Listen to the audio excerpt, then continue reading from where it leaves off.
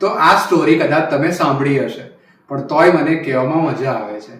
તો બન્યું એવું કે ફોર્ડના પ્લાન્ટમાં એક જનરેટરમાં મેસિવ પ્રોબ્લેમ આવ્યો.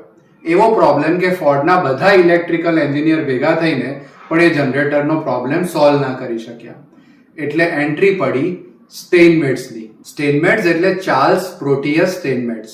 4 ફૂટ હાઈટ અને ખૂંદના લીધે વળી ગયેલું થોડુંક શરીર. એમને જોઈને એવું બિલકુલ ના લાગે કે આવા દેખાવવાળી વ્યક્તિના પ્રતિભા કેટલી ઊંચી હશે. સ્ટેઇનમેટ્સ એટલે લેજેન્ડરી સાયન્ટિસ્ટ.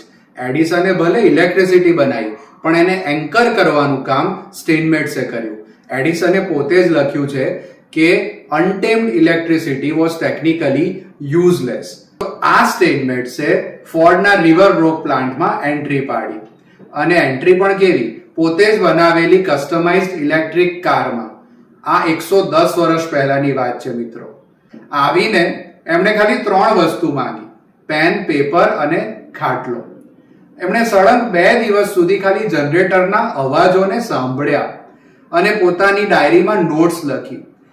3જા દિવસે એ નોટ્સને કેલ્ક્યુલેશનના આધારે એમણે એક સીડી મંગાવી અને એના પર ચડીને ઉપર ચોકથી એક કેસિંગ ઉપર ચોકડી કરી અને એન્જિનિયરોને નીચે આવીને એવું કીધું કે મેં જે જગ્યાએ ચોકડી મારી છે ત્યાંથી કેસિંગ બહાર કાઢો અને એમાંથી એક્ઝેક્ટ 16 રાઉન્ડ વાયરને તમે બહાર કાઢીને કટ કરી નાખો.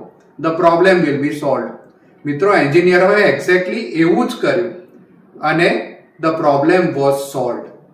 સ્ટેઇનમેટ્સે હવે બિલ મોકલાયું $10,000.